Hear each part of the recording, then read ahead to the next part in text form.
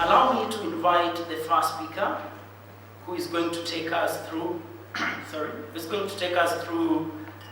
business systems. And the speaker who is going to come at this particular time is Dr. Janesther Kinyua from the School of Business, Department of Business Administration, Kenyatta University. And besides that, she's a specialist and business consultant in entrepreneurship. Besides teaching, lecturing, and training in entrepreneurship, she is also a practicing entrepreneur. She is the lead consultant and MD in ADCA Limited, that is Africa Development Consultants.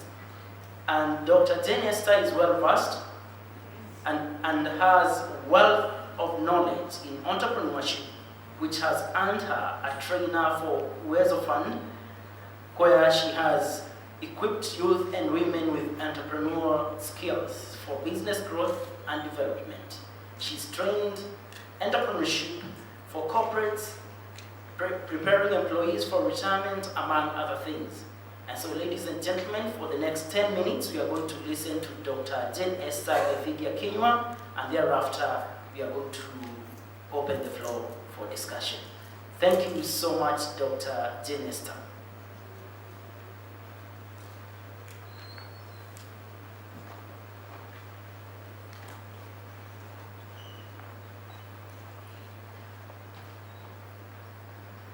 Good morning. Good morning. Good morning. I am a teacher, and of course, when you are a teacher, you are forever a teacher. So I am privileged to be here today, and I thank God that He has blessed all of us with life and good health. That's why we are here. And we thank God for the beautiful day that He has given us. Now, besides being a doctor in entrepreneurship, I also have hands-on in entrepreneurship. I have run several businesses. Some I have failed. I have done hardware. I have done commercial dairy farming. I have done, horticulture. Several of them. I have also done real estate, buying and selling of land, construction. I am a flagship entrepreneur, if I may put it that way. However, I have learned that why did I fail in business? And to be very sincere, why I failed in business. Okay, by that time, when I was doing business, I only had my first degree, which was, I have a degree in Bachelor of Commerce from the University of Nairobi. So I worked with the ministry for a while. I've worked in the corporate for a while. Then I decided to try my hand in business. And when I started doing business, what amazed me is that I did not start business from a point of knowledge. It's what we call the me too kind of business. The first one I started with was a hardware business. And why I went to that hardware business is because I had a cousin of mine who was doing very well in business. And I realized I'm a whole degree holder working with the ministry. Those days, I was earning 3,600. So you can guess how old I am. I started with the ministry at job group H. Most of you may never have an idea of what those skills are. But that was my salary. That was the salary of a graduate. So I looked at my cousin. He failed in Form 4. He had a Division 3. Maybe that's what we call a Grade C today. And within a very short time, my cousin just started doing hardware. The hardware is where you sell cement and construction materials. And my cousin, within a very short time, he had bought himself a pickup. He had bought himself a lorry, which used to transport his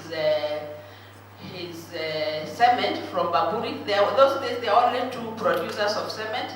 There was the one in Nath River, that is the Blue Triangle, and then there was cement from Baburi, Mombasa. So he was a distributor of cement from Mombasa. So he would get his cement from Mombasa. So I realized, hey, a Form 4 failure. He already has a fuso. Those days, he has a pickup, a bloody new Toyota Hilux guy. And then he also had his own personal vehicle. And here I am, earning 3,600. And when he'd pass through Nairobi, he'd pass through my office, take me for lunch, and give me 100 bob. He tells me, Kuzo, eda ukanunulia watoto chakula. You know, 100 bob those days was a lot. It's like a K today. So, I decided, hey, me, I'm not going to stay here rotting in the ministry. I have to get out there. And I actually ventured out, and I went, and I started my hardware business somewhere in Githurai. And those days, I used to sell Tiba and Tiba products. To your amazement, the business did very well. I started, and in a bad month, the least, after I have paid for the field, after I have paid my workers, because I used to have like 6 of them, I would have a minimum operating bank balance of 500,000, because the margins were wonderful. You sell a lorry, a pickup, you sell a ton of lorry, the margins are like 25%. And so it went on very well, because I even started wondering, what are people still doing in employment? What are they still doing, earning peanuts? Here I am. Now when things are so bad, the operating balance would be 100,000. That is net profit. Those of you who know accounting, is that after you have deducted all your costs, and all whatever it has taken for you to provide the service, the minimum operating balance would be 100. But on average, it was around 500. However, fast forward, in that business, then there came a change of policy by the government in the year, I think it's 2000. And how did it come? The late Professor Wangari Maathai said that nature is very unforgiving. So we had actually exhausted all the forests. From Lodiani, I used to get my timber from Embargon, Band Forest, Ukoju, and so the foresters, actually the policy was, if you cut down 200 trees, you should at least plant another 200. But then, the forester would get what he gets, he puts at the back of his pocket, they never cared. Within no time, actually the country was turning into a desert. And people never listened to Wangari Maathai. Until now, the government realized, now here, things are very serious. We have now to stop logging. So, in the year 2000, logging was banned. So, what does that mean? That timber formed 90% of my sales. So what does that now mean? I had to close the business, because timber, if you had to get timber, you had to get it from Congo, DRC, or from Tanzania. Now I was a married woman. Now my husband hearing me that I'm going to get timber from Congo, he said, if you can't purchase it locally, forget it. So I closed my business. I went to dairy farming. And even when I was going to dairy farming, I realized there was also a neighbor who had kept cows, and he was doing very well, so I jumped into dairy farming. Then, dairy farming, the cows started dying. I have no information about, dairy farming. I thought it's just giving majani and the like. From there, I jumped now into selling hookah items from China.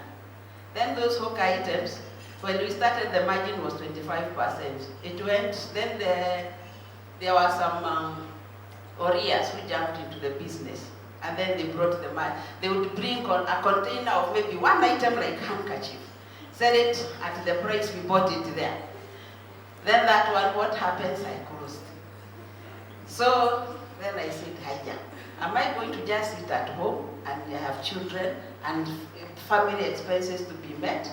You see, so that is the time I decided, hey, I think I had some papers, when I started tamaking for a job, everybody said, you need to have a master's. And a master's was now the common degree. So what did I do? I went back to school, and that is why I am where I am today. But despite what motivated me to do a PhD, I started with an MSc in entrepreneurship. What motivated me to do a PhD in entrepreneurship is I wanted to find out why do people fail in business, and from my experience, we fail in business because we actually do not do any feasibility study. We do not plan for that particular business. You just jump into it because you had, like now me, I'm telling you, I stopped working, I jumped into business because a cousin of mine who had failed Form 4, he had a 3rd division, as he today, is having a Fuso, a brand new one, a brand new Toyota Hilux, and Toyota DX those days, to be carrying himself with it. I said, nonsense, I have to quit this job. However, today, I'm still in business. But now, the businesses that I do, I'm actually in real estate, that is buying and selling of land, and construction. But these ones, I have not failed. I have succeeded. And I am still in the process. So I am a practicing entrepreneur. Now, let's look at, from my experience, I found out why people fail in business. And let's look at, I want to tell you, how do you, I don't want to talk about how you avoid business failure, but I want to give you a secret as to how you can succeed in your business.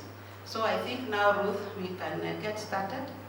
You can project. Okay, now, the first thing you need is to have a business strategy. A business strategy, typically, from a layman's point of view, is that if I am here in Boma, and I want to go to CBD, there are several ways that can take me there. I can walk, I can drive, I can even fly. So the means you use to achieve what you want is the strategy. So in business, what is it? The first, like yesterday, we had a very good speaker who gave us how you identify business opportunities. And for example, to be a prudent entrepreneur, the best business you can do is the one you give birth to. The one that it is your idea. You have already identified the problem that you want to solve for the society, so now you go ahead, you look for the resources and you provide that service. So, in a nutshell, what we are saying is that is the means of, that is what a business strategy is. That, a business strategy is the means by which it sets out to achieve its desired end. That is, in business, basically, most of the time we go there to make profit. So how do you achieve that objective? And then we are simply saying that it can simply be described as long-term business planning. Typically, a business strategy will cover a period of 3 to 5 years, sometimes even longer. So what are we saying here? That before you start that business, do some planning, okay? And planning in business, yesterday there was a speaker who told you that for you to get funds from the bank, you need a business plan. And a business plan, it is what we call an entrepreneur's roadmap for a successful enterprise. When you plan for your business, is that you have the idea in your mind, you want to put it on paper, how you want to execute it. So that if you realize that your plan is successful on paper, I can assure you, even when you come to implementing it, it will be proper. Like now, for example, if I had a business plan for the hardware, I would have planned for a section we call risks and eventualities. I would have first of all done it from a point of knowledge. Why am I going into business? How will I do it? How will I manage it? Where will I be sourcing for my materials? How am I going to market myself? And then I ask myself, in event that there is stiff competition, or in event there is a change of government policy, what will I do? You plan for the unforeseen, all right?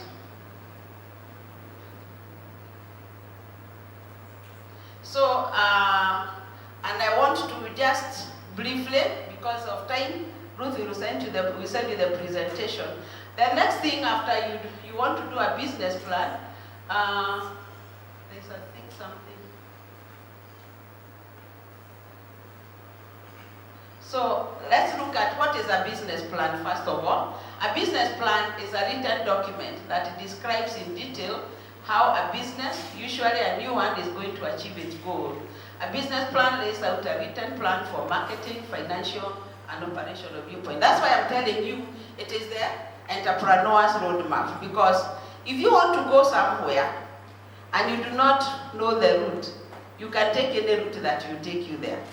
Sometimes you may even get lost in the wilderness. But when you do a business plan, it means you are actually creating a roadmap for the success of your enterprise. And there is a saying that says, if you don't plan, if you fail to plan, you are planning to fail. Because planning, you are planning for the success of your business. You are planning of how you are going to take your business to the next level. Remember, this is still on paper. You have not actually done it. The good thing with a business plan is that if you come to implementation and you find there are some areas that are not working, you can always go back to the drawing board, find out what went wrong and why it did not work. So let's look at how do you write a business plan. So those are the rules for writing a business plan. And when we talk about, simply writing the business plan, of course there is the formal way of doing it, but I want to make it very simple so that you can understand it. The first thing you need to do in your business plan is that you come up with your business name, because the business name is what you will use maybe to open a bank account and to do other formal things. Then you come up with your vision. Vision is the dream that you have for your business. And that dream is, maybe I want to be the best provider for construction materials in East Africa. The vision, the dream is the vision. Now when you come to the mission, you look at the strategies that you will use to achieve your dream. What will you do to be able to achieve your dream? Now that will be your mission. Then from there now you come to the operations part of it. How will I market myself? You do a marketing plan, you go to the market, you test your product, you find what is going on. And like if you are manufacturing, you can even go to the market and give people samples to test the market, get the feedback from the customers. Are they liking? Are they actually? Are they?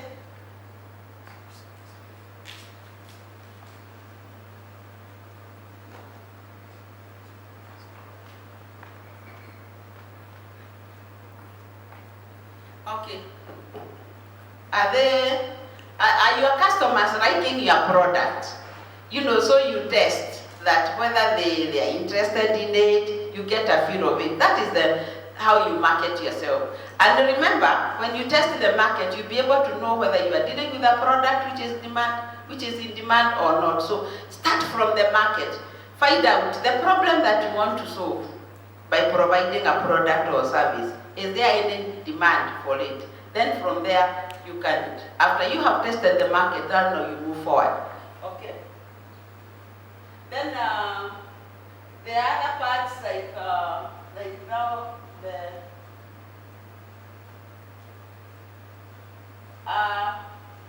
the other parts like you need to do like the operations. You look at the industry you are in. You look at the employees. The HR part of it, but this is how you do it. Just keep it very short, be very brief. Do a business plan as per your business, as per the scale of your business. Sometimes business plan, like most of us who are business consultants, we do business plans for you. But if I was to do a business plan for you, I would do it as per the level of your business. Sometimes people, because they want funding, they lie in their business plan. So you come up with an excellent blueprint of the kind of business you are doing. you give very impressive financial statements so that you get loan from the bank. You go, you are given a loan of 10 or 40 million. After you have done what you are doing, even paying the first installment, which includes the principal plus interest, you can. So be very ethical in your business planning. Do it as per your business. If it is small and you are just the only one who is working in that business, you now have a HR which is projected. If it is financial statements, you can have them projected, which means it is not what is the deal, but this is what you expect. Such that even when you take it to your credit manager, they'll know that this is just a proposal. Okay? So after you have, I don't want to dwell so much on the business planning because it is a very detailed thing, and Raja has only given me 10 minutes, so I'll send Ruth the whole template so that you can look at it. Now, the next thing that we want to do is, after you have done your business plan and you have started your business, we want to look at how do you grow your business.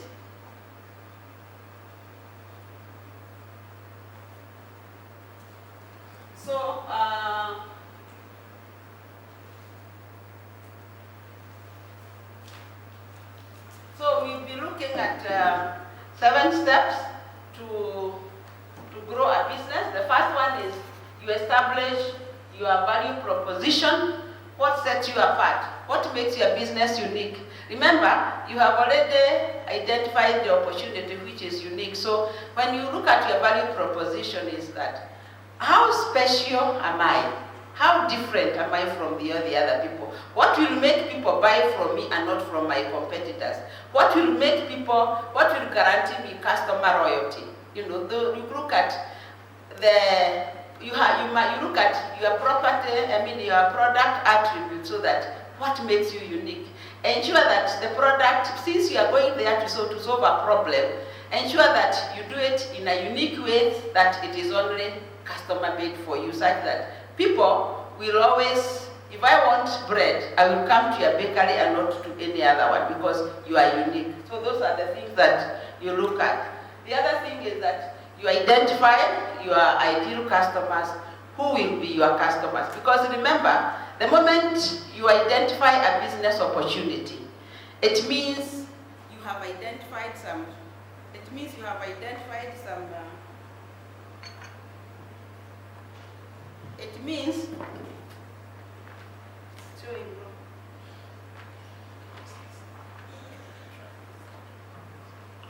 hello? Okay. Now, it means that you have identified who your unique customers are. The next thing is that you define your key indicators. Your key indicators is you identify what are your main strengths in that business. Is it capital? Is it skills? Whatever are your strengths, you identify them. Then you verify your revenue streams. That is, how much money do you expect to make? How is it likely to come in? The other thing you look at is, you look at your competitor. By looking at your competition is that, if there are people who are, in Kenya, even if you start a very unique business, very soon you find copycats. So you must examine them. And how do you examine them? You must make sure that you are always ahead of them. That even if they try to copy, they'll never be original. So stay original and ensure that you do something much better than your competition. The next thing you look at is you focus on your strength. What you are good at, do it best with the passion, give it your energy, and like we were told yesterday, that after you have put everything in place, you have given it your best, you have worked hard, you have done everything, then you leave the results to God. And then the last time is now you invest in talent. Like most of us, when you employ some people in your business, by the way, don't always be the manager or the CEO or the decision maker. Allow your employees to also make some decisions. You might identify an employee who has a talent, nurture them. Help them to, in actual fact, what I advise entrepreneurs is that if you identify an employee who is very good, make them your partner. so that at least they can now, you can help them nurture their talent. Because sometimes if you don't invest in good talent, you lose them to your competitors. You have heard of people being poached from companies? Yeah, that's the same thing that will happen. So if you have wonderful employees, nurture their talents, pay them well, motivate them, and if somebody is extraordinary, please make them partners in your business. That's the only way that you will have business sustainability and business growth.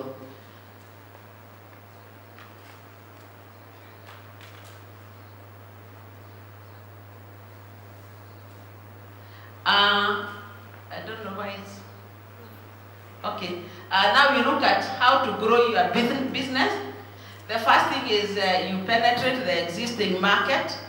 Penetrating the existing market is that, it's now you start solving the problem that you intended to solve, okay?